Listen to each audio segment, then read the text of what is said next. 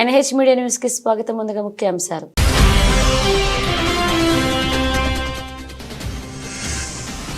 కాళేశ్వరం ప్రాజెక్టును ఉదాహరణగా చూపించి అధికారులకు సీఎం రేవంత్ రెడ్డి హెచ్చరిక. నాణ్యత లోపిస్తే ప్రాజెక్టులు దీర్ఘకాలం నిలబడవని వ్యాఖ్య.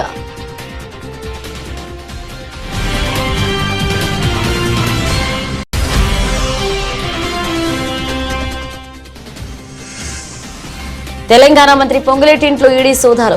మొత్తం 15 చోట్ల ఏకకాలంలో సోదాలు.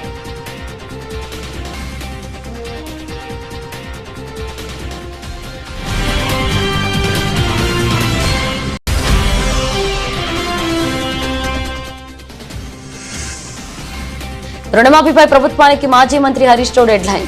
దసరా పండుగలోపు రుణమాఫీ చేయకపోతే మొత్తం తెలంగాణ వచ్చి సెక్రటేరియట్ ని ముట్టడిస్తామని హెచ్చరిక.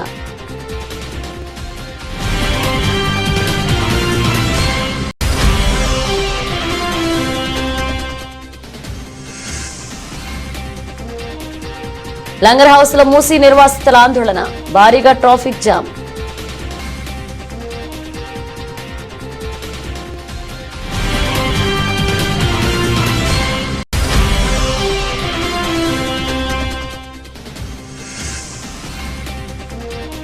కాన్పూర్ వేదికగా భారత్ బంగ్లాదేశ్ రెండో టెస్ట్. టాస్ గెలిచి బౌలింగ్ ఎంచుకున్న టీమిండియా.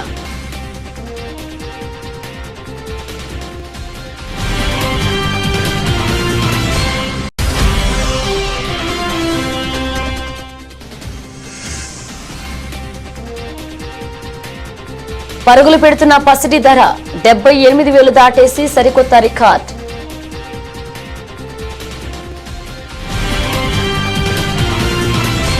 కొండా లక్ష్మణ్ బాపూజీ మహనీయుడని, మలిదశ తెలంగాణ ఉద్యమానికి తన ఇంటిని, ఆస్తులను దానం చేశారని ముఖ్యమంత్రి రేవంత్ రెడ్డి మెచ్చుకున్నారు.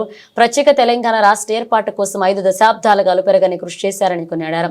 స్వాతంత్ర సమరయోధుడు, తెలంగాణ కోసం సర్వస్వం దారపోసిన త్యాగశీలి ఆచార్య కొండా లక్ష్మణ్ బాపూజీ జయంతి సందర్భంగా జూబిల్ హిల్స్ నివాసంలో ఆ మహానేత చిత్రపటానికి ముఖ్యమంత్రి రేవంత్ పుష్పాంజలి ఘటించారు. సీఎం సలహాదారు వేమన రెడ్డి, ఎమ్మెల్యేలు వివేక్ వెంకటస్వామి తదితరులు పాల్గొన్నారు. అలాగే ఈ సందర్భంగా బహుభాషా కోవిదులైన బాపూజీ జీవితాంతం బడుగు బలహీన వర్గాల అభ్యున్నతికి పాటుపడ్డారని పేర్కొన్నారు. తెలంగాణ ముఖ్యమంత్రి రేవంత్ రెడ్డి అధికారులకు హెచ్చరికలు జారీ చేశారు. అధికారులు జీవితంలో ఎలాంటి తప్పు చేయకూడదో దానికి మంచి ఉదాహరణ కాళేశ్వరం ప్రాజెక్టు అని పేర్కొన్నారు.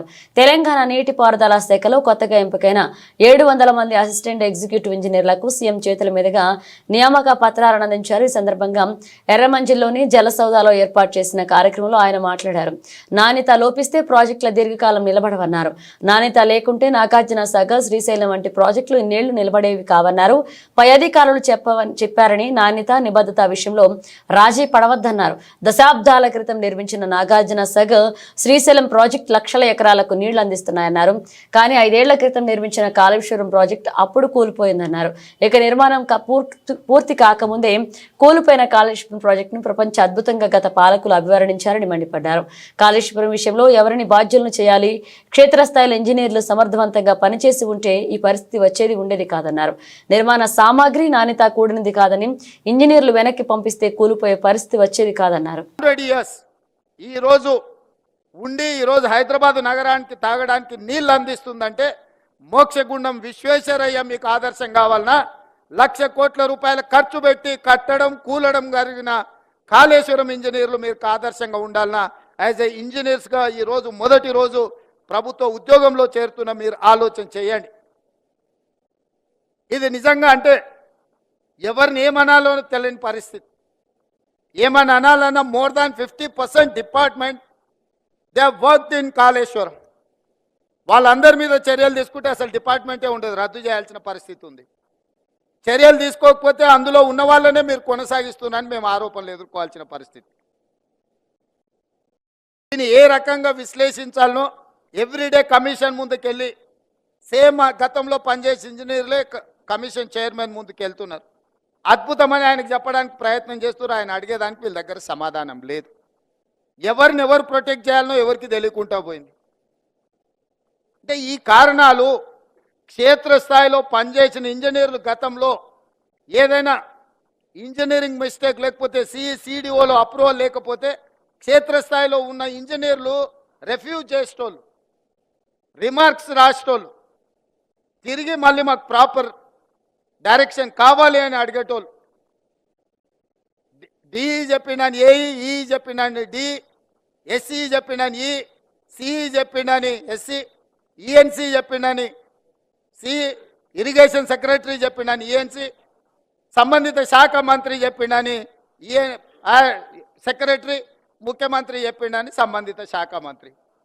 అల్టిమేట్గా పొలిటికల్ ఎగ్జిక్యూటివ్ తీసుకునే రాంగ్ డెసిషన్స్ ఏఈ వరకు చేరి క్షేత్రస్థాయిలో అమలు చేయాల్సింది ఏఈలే. తెలంగాణ మంత్రి పొంగులేటి శ్రీనివాసరెడ్డి నివాస్ ఇంట్లో ఎన్ఫోర్స్మెంట్ డైరెక్టరేట్ అధికారులు సోదాలు చేపట్టారు. ఢిల్లీ నుంచి వచ్చిన అధికారుల బృందం ఏకకాలంలో 15 చోట్ల తనిఖీలు చేస్తుంది. గత ఎన్నికల సమయంలో పొంగులేటి శ్రీనివాసరెడ్డి నివాసాల్లో అధికారులు సోదాలు చేపట్టారు.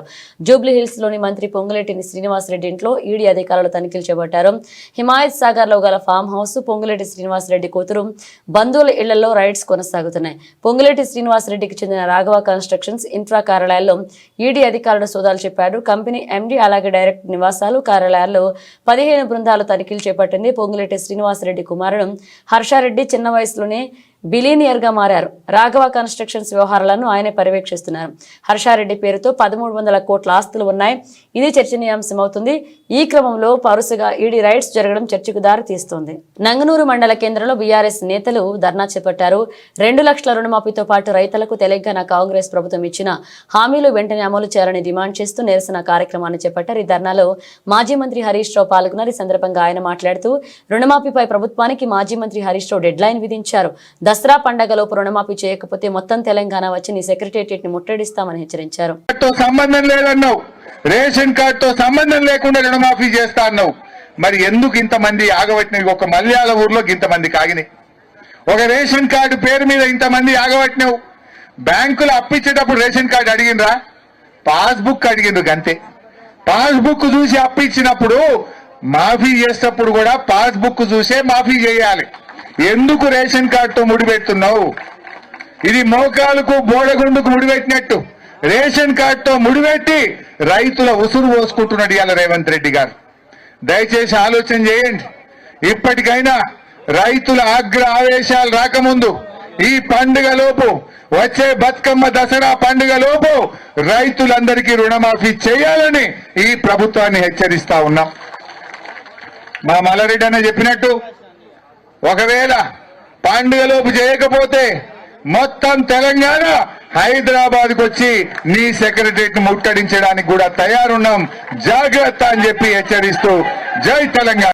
వైసీపీ అధినేత జగన్ కు విశిష్ట కానుకనుంది. విశాఖపట్నం గాజువాక గణేష్ ఉత్సవ కమిటీ జగన్ కు 20 కేజీల లడ్డూను బహుకరించింది. తాడేపల్లికి వచ్చిన గాజువాక గణేష్ ఉత్సవ కమిటీ సభ్యులు జగన్ కు వినాయకుడి లడ్డూ ప్రసాదాన్ని అందించారు. ఈ ఉత్సవ కమిటీ ఆధ్వర్యంలో గాజువాకలో 89 అడుగుల మహాగణపతి విగ్రహాన్ని ఏర్పాటు చేశారు. కాగా జగన్ ను కలిసి భారీ లడ్డూ అందించారు. వారిలో వైసీపీ కార్పొరేటర్ తిప్పల వంశీరెడ్డి, విద్యార్థి విభాగ నేత జీలకర్ర నాగేంద్ర, గణేష్ ఉత్సవ కమిటీ చైర్మన్ కసిరెడ్డి గణేష్ తదితరులు ఉన్నారు. రాష్ట్రంలోని సాగునీటి ప్రాజెక్టులను ప్రాధాన్యత క్రమంలో పూర్తి చేయాలని ముఖ్యమంత్రి రేవంత్ రెడ్డి అధికారులను ఆదేశించారు. 6 నెలల్లో వీలైనంత ఆయకట్టుకు సాగునీటిని అందించే ప్రాజెక్టులను మొదటి ప్రాధాన్యంగా ఎంచుకోవాలన్నారు. రాబోయే 2 ఏళ్లలో పూర్తయ్యే ప్రాజెక్టుల పనులను వేగవంతం చేయాలని ఇరిగేషన్ శాఖకు దిశానిర్దేశం చేశారు. పెండింగ్ లో ఉన్న సాగునీటి ప్రాజెక్టులపై జలసౌదాలో మంత్రి ఉత్తమ్ కుమార్ రెడ్డి, పొన్నం ప్రభాకర్, తుమ్మల నాగేశ్వరరావు, నీటిపారుదల శాఖ ఉన్నతాధికారులతో ముఖ్యమంత్రి సమీక్ష సమావేశాల్లో పలు సూచనలు చేశారు. జవహర్ నెట్టెంపాడు ఎత్తిపోతల పథకంతో కట్టిన గుడ్డెందొడ్డి రిజర్వాయర్ సామర్థ్యాన్ని 1.5 టీఎంసీల నుంచి 15 టీఎంసీలకు పెంచే ప్రతిపాదనలు పరిశీలించాలని ముఖ్యమంత్రి రేవంత్ రెడ్డి అధికారులను ఆదేశించారు. జూరాల రిజర్వాయర్ ప్రాజెక్టుపై ఉన్న 7 లక్షల ఎకరాల ఆయకట్టకు స్థిరీకరించడంతో భాగంగా గుడెందొడ్డి రిజర్వాయర్ సామర్థ్యం పెంపునకు తగిన చర్యలు తీసుకోవాలన్నారు. ఇక రిజర్వాయర్ సామర్థ్యం పెంపునకు 4,500 కోట్ల నుంచి 5,000 కోట్ల దాకా ఖర్చు అవుతాయని అధికారులు అంచనా వేశారు. రేలంపాడు రిజర్వాయర్లో సీపేజీ భారీగా ఉండడంతో నీటిని నిల్వ చేయలేని పరిస్థితి ఉందని, దీనికి కరెంట్ కౌంటింగ్ చేస్తే సీపేజీ తగ్గుముఖం పడుతుందని అధికారులను గుర్తు చేయగా మరమ్మతులు చేసి రిజర్వాయర్ సామర్థ్యాన్ని 2 టీఎంసీల నుంచి 4 టీఎంసీలకు పెంచాలని ఆదేశించారు. హన్మకొండ జిల్లా శ్రీ భద్రకాళీదేవి శరన్నవరాత్రి మహోత్సవాల్లో పాల్గొనవలసిందిగా దేవస్థాన పాలక మండలి ముఖ్యమంత్రి రేవంత్ కి ఆహ్వానం అందించింది. శాసనసభ్యులు నాయని రాజేందర్ రెడ్డి, దేవస్థాన చైర్మన్ శేషు, ఈవో శేషు భారతి జూబ్లీ హిల్స్ నివాసంలో ముఖ్యమంత్రిని కలిసి ఆహ్వానం అందించారు.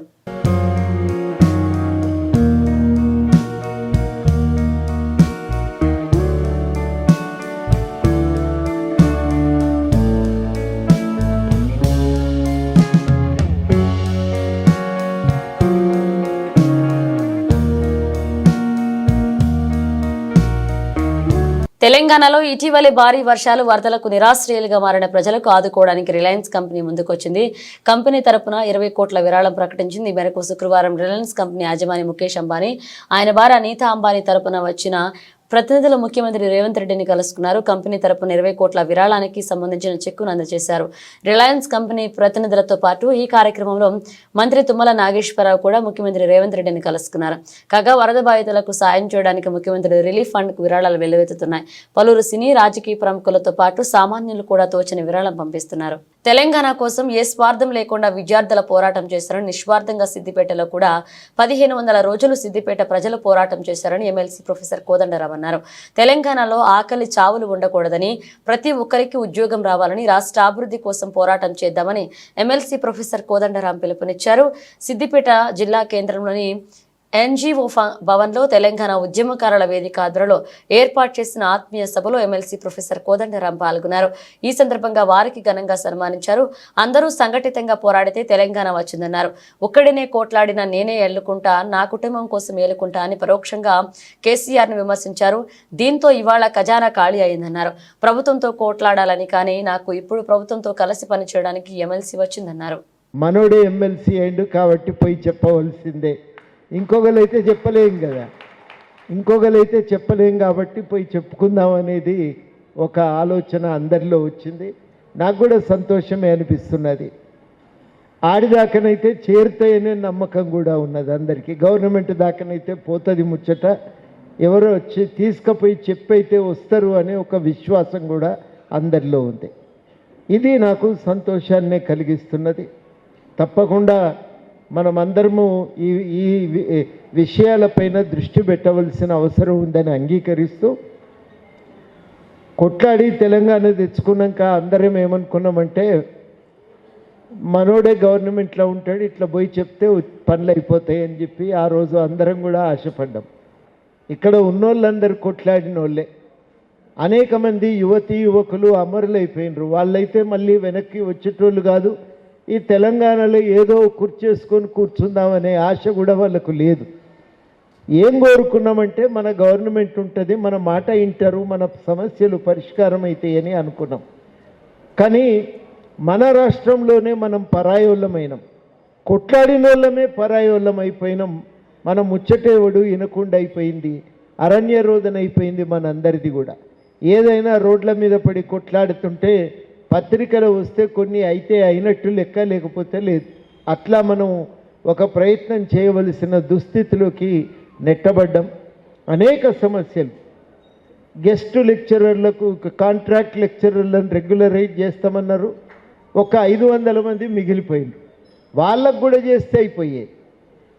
ఈ గెస్ట్ మూసీ పరివాహక ప్రాంతంలో ప్రజల ఆమోదం తీసుకున్న తర్వాతే మీరు ప్రాజెక్టులో ముందుకు పోవాలని బీఆర్ఎస్ నేత పటోళ్ల కార్తీక్ రెడ్డి ప్రభుత్వాన్ని కోరారు. ఈ విషయమే ఆయన తెలంగాణ భవన్లో మీడియాతో మాట్లాడుతూ, ప్రజల ఆమోదం తీసుకోకుండా ముందుకు వెళ్లి తాము బలవంతం చేస్తామంటే మాత్రం హైదరాబాద్ మరొక అగ్నిగోళం అవుతుందన్నారు. మీ వెంట కేసీఆర్ ఉన్నాడు, మీరు ఎవరు భయపడవద్దు, బీఆర్ఎస్ పార్టీ వాళ్ళ తరపున నిల్చుంటుందని బాధితులకు పటోళ్ల కార్తీక్ రెడ్డి భరోసా ఇచ్చారు. హైడ్రాల్ ఎట్లయితే మేము ప్రజలని ఇళ్ళ నుంచి బయటికి గుంజుకొచ్చి ఇల్లులు కూలగొడుతున్నామో, ఇది కూడా అంతే. మూసీ పరివాహక ప్రాంతంలో కూడా మేము రోజుకొక బెటాలియన్ తీసుకొచ్చి కాలనీలు ఖాళీ చేసి బలవంతంగా మేమేమైతే ఇల్లులు కూలగొడతామన్న ఆలోచనలు ఉన్నారేమో, ముమ్మాటికి ఆ ప్రజల యొక్క అభిప్రాయం తీసుకున్న తర్వాత వాళ్ళ ఆమోదంతోనే మీరు ఈ ప్రాజెక్టులో ముందుకు పోవాల్సిన అవసరం ఉన్నది. లేదు మేము బలవంతం చేస్తాము, మేము వాళ్ళని మిగతా దగ్గర ఎట్లయితే చేసినామో ఇంట్లోకి వెళ్ళి బయటికి గుంజుకొచ్చి రోడ్ల మీద పడేసి మేము వాళ్ళ ఇల్లులు కూలుస్తామంటే మాత్రం నేను హెచ్చరిస్తున్నా, హైదరాబాద్ మరో అగ్నిగోళం అవుతుంది. హైదరాబాద్ అగ్నిగోళం అవుతుంది.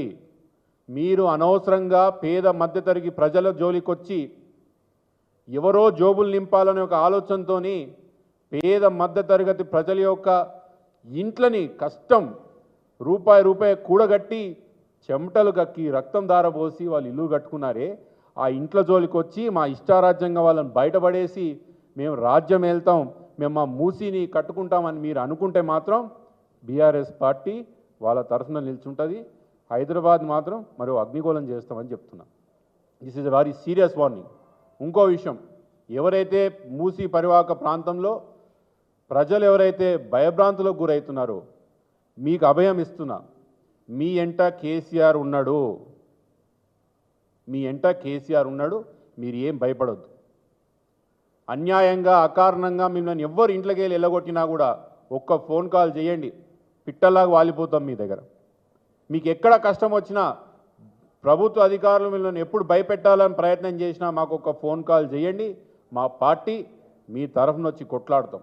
ఎవరు కూడా మిమ్మల్ని అకారణంగా మిమ్మల్ని ఇంట్లోకి వెళ్ళి ఎవిక్ట్ చేయొద్దు. మీకు ఇష్టం లేకుండా ఎవరిని కూడా ఎవరి ఇల్లు కూడా కూలగొట్టొద్దని మా రెండో కండిషన్ ప్రభుత్వానికి చెప్పాలనుకుంటున్నాం. మునుగోడు నియోజకవర్గంలోని వివిధ గ్రామాల్లో పారిశుద్ధ్య పనుల పరిశీలన కోసం వెళ్తున్న శాసనసభ్యులు కోమటిరెడ్డి రాజగోపాలరెడ్డి దృష్టి ఒక ఆటో వైపు మళ్లింది. స్కూల్ పిల్లల్ని ఆటోలో నిండుగా కూర్చోబెట్టి తీసుకువెళ్తుండగా ఆటో నాపారు. ఆటోలో ఇలా తీసుకువెళ్లడం ప్రమాదకరమని చెప్పి ముందు కూర్చున్న విద్యార్థులను వెనక కూర్చోబెట్టి ఆటోను పంపించారు. కెపాసిటీకి మించి ఇలా విద్యార్థులను ఆటోలో తీసుకువెళ్లడం వల్ల ప్రమాదం జరిగితే ప్రాణ నష్టం జరుగుతుందని అలా తీసుకువెళ్లొద్దని ఆటో డ్రైవర్కు హెచ్చరించారు.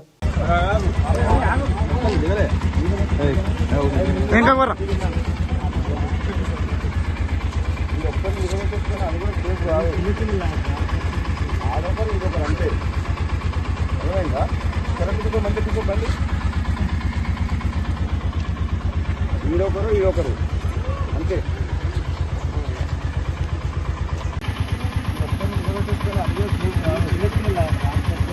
ఆడొకరు ఈడొకరు అంతే.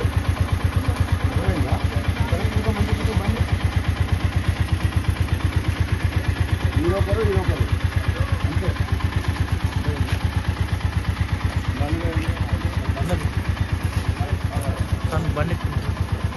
నారాయణఖేడ్ ఎమ్మెల్యే క్యాంపు కార్యాలయంలో ఈ రోజు కొండా లక్ష్మణ్ బాపూజీ జయంతి వేడుకల్లో పాల్గొన్నారు. డాక్టర్ పటోళ్ల సంజీవారెడ్డి శాసనసభ్యులు అనంతరం ఎమ్మెల్యే మాట్లాడుతూ కొండా లక్ష్మణ్ బాపూజీ గొప్ప స్వతంత్ర సమరయోధుడని కొనియాడారు. మరియు క్విట్ ఇండియా ఉద్యమంలో చురుగ్గా పాల్గొన్నారు. సాయుధ పోరాటంలో ప్రత్యేకంగా తెలంగాణ కొరకు నైజాం నవాబుతో కూడా పోరాడారని, అలాంటి గొప్ప నాయకుడిని మనం స్ఫూర్తిగా తీసుకుని ముందుకు నడవాలని ఎమ్మెల్యే అన్నారు. అందరికీ కూడా నాకు నమస్కారం. కొండా లక్ష్మణ్ బాపూజీ చాలా గొప్ప వ్యక్తి. ఎందుకంటే గతంలో స్వాతంత్ర సమరయోధుడుగా, ఎందుకంటే స్వాతంత్ర పోరాటంలో కూడా పాల్గొన్నాడు. మహాత్మా గాంధీతో పాటు క్విట్ ఇండియా ఉద్యమంలో కూడా పాల్గొన్నాడు. అదే కాకుండా సాయుధ పోరాటంలో ప్రత్యేక తెలంగాణ గురించి కూడా నైజాం నవాబు నుండి విముక్తి కావాలని చెప్పేసి కూడా ఆ రోజు పోరాటం జరిగింది. బడుగు బలైన వర్గాల గురించి భూమి కోసం ముక్తి కోసం అనేది ఉద్యమం ఏర్పడదో దానికి కూడా చాలా మద్దతు చేయడం జరిగింది. అదొకటే కాకుండా రీసెంట్గా మన తెలంగాణ ఉద్యమంలో కూడా వారి నివాస గృహాన్ని తెలంగాణ ఉద్యమం గురించి ఏర్పడినటువంటి ఏదైతే అఖిలపక్షం ఉందో దానికి వాళ్ళ ఇంటిని కూడా ఉద్యమానికి స్ఫూర్తి ఆఫీస్కి ఇచ్చి ఈ తెలంగాణకు మద్దతు పలికిన ఘన చరిత్ర మన కొండా లక్ష్మణ్ బాపూజీ.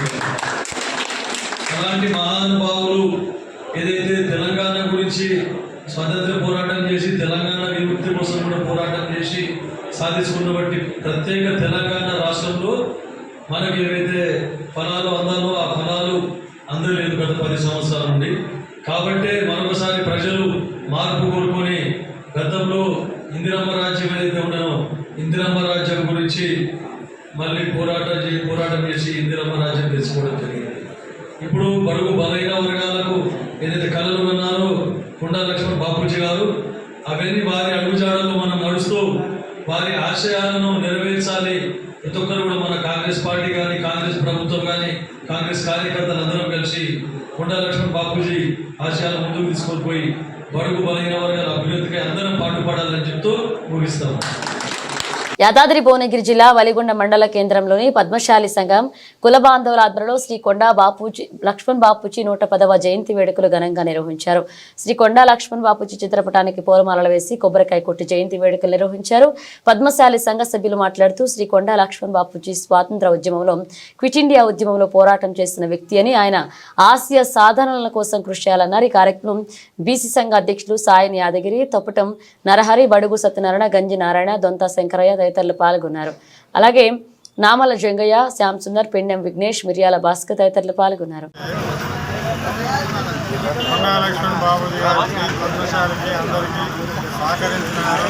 ప్రతి గ్రామానికి ప్రతి ఊరికి ప్రతి ఒక్క మీటింగ్ పెట్టి ప్రతి సంఘాలను ఏర్పాటు చేశారు. కాబట్టి వాళ్ళకు ధన్యవాదాలు.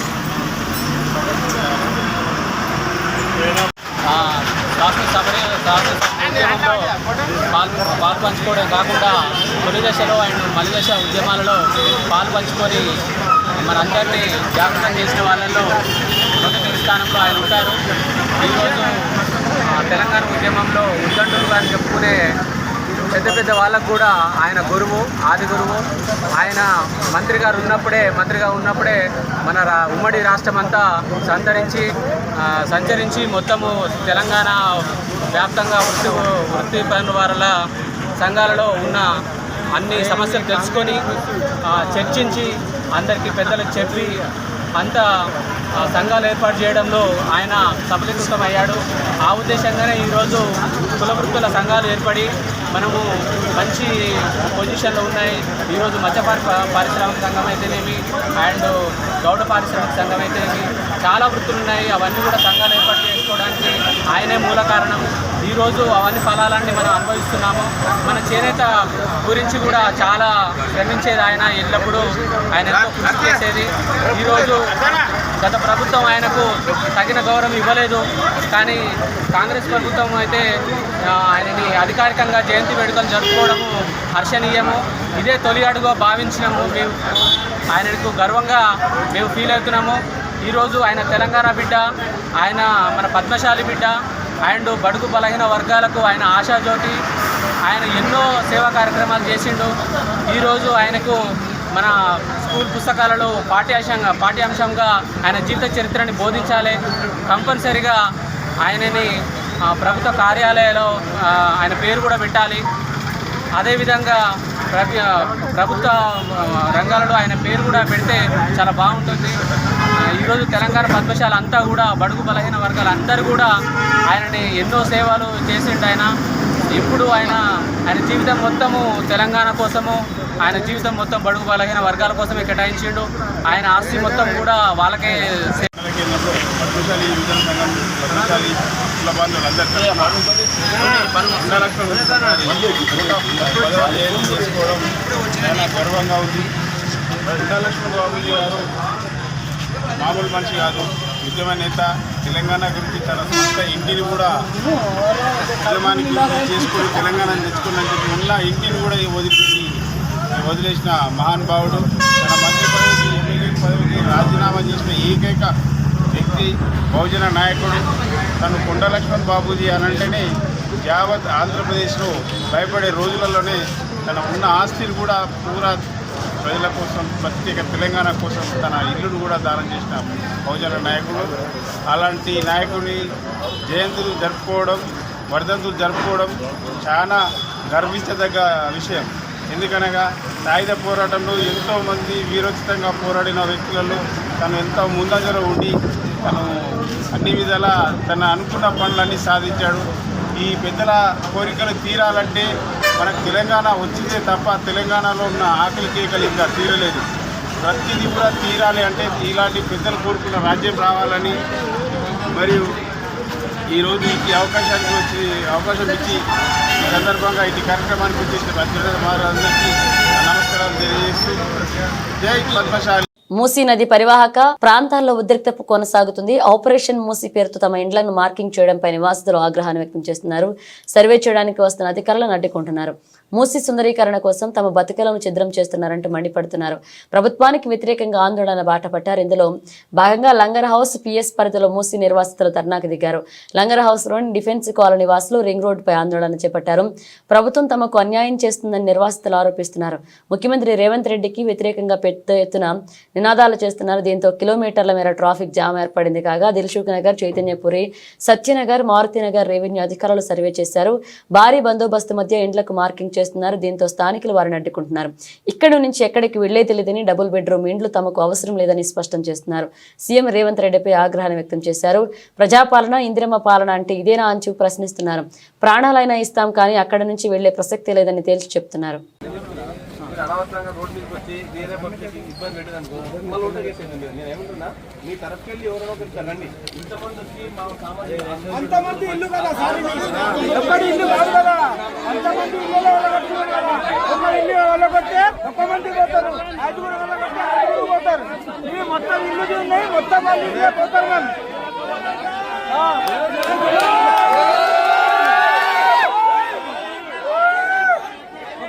పోవాలంటే ఒక్క మంది ఇల్లు అంటే నేను ఎందుకు పోతారా భయ్ ఒక్క మంది అట్లనే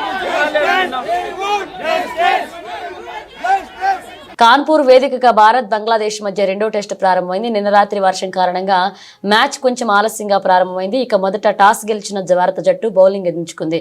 ఇప్పటికే 2 టెస్టుల సిరీస్ లో భాగంగా మొదటి టెస్టులో గెలిచిన టీమిండియా 1-0 ఆధిక్యంలో ఉంది. ఈ టెస్టులో కూడా విజయం సాధించి క్లీన్ స్వీప్ చేయాలని చూస్తుంది. ఈ మ్యాచ్ లో కూడా భారత్ ఎలాంటి మార్పులు చేయకుండా తొలి టెస్టులో ఆడిన జట్టుతోనే బరిలోకి దిగింది.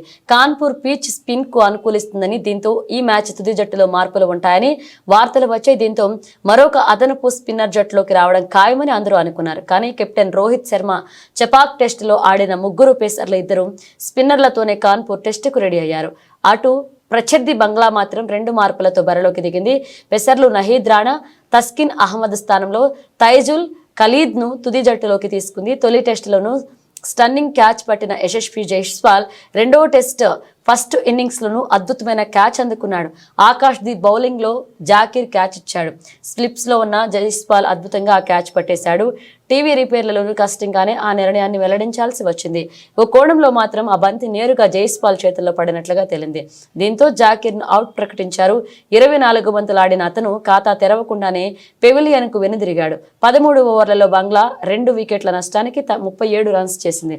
ఇస్లాం 24 రన్స్ చేసి అవుట్ అయ్యాడు.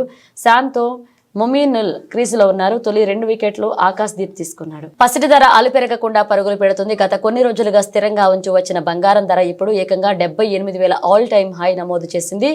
దేశ రాజధాని ఢిల్లీలో 10 గ్రాముల స్వచ్ఛమైన బంగారం ధరపై నిన్న 400 పెరిగి 78,000కు చేరుకుంది. బుధవారం 77,800 ముగిసిన పుత్తడి ధర నిన్న మరొక 400 పెరిగి 78,250 మార్కును దాటింది.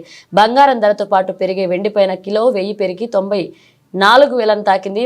పశ్చిమాసియాలో కొనసాగుతున్న ఉద్రిక్తతలకు తోడు వడ్డీ రేట్లను తగ్గించేందుకు కేంద్ర బ్యాంకులు ముందుకు రావడమే ఇందుకు కారణమని మార్కెట్ నిపుణులు విశ్లేషిస్తున్నారు. దీనికి తోడు దేశీయంగా కొనుగోళ్లు పెరగడం ద్వారా ధరల పెరుగుదలకు మరొక కారణమని చెప్తున్నారు. దసరా, దీపావళి వేళ బంగారం ధరలు మరింత పెరిగే అవకాశం ఉందని, 80,000 మార్కును కూడా తాకవచ్చని విశ్లేషిస్తున్నారు. బులెటిన్ ముగించే ముందు హెడ్లైన్స్ మరోసారి.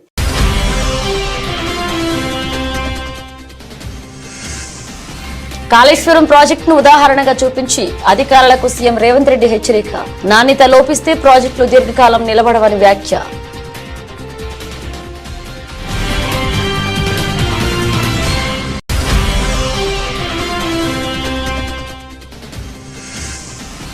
తెలంగాణ మంత్రి పొంగులేటి ఇంట్లో ఈడీ సోదాలు. మొత్తం 15 చోట్ల ఏకకాలంలో సోదాలు.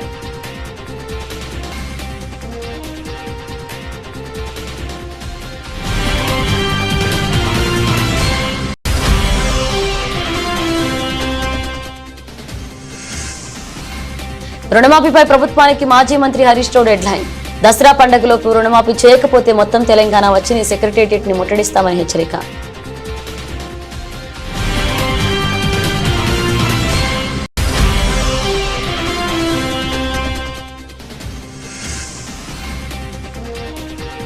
లంగర్ హౌస్ లో మూసీ నిర్వాసితుల ఆందోళన. భారీగా ట్రాఫిక్ జామ్.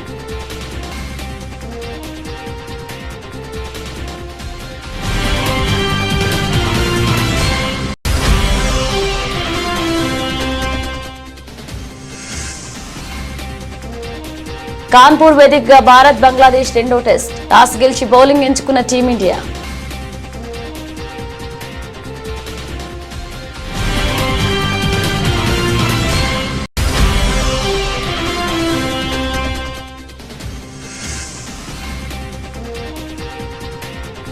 పరుగులు పెడుతున్న పసిటి ధర 78,000 దాటేసి సరికొత్త రికార్డ్.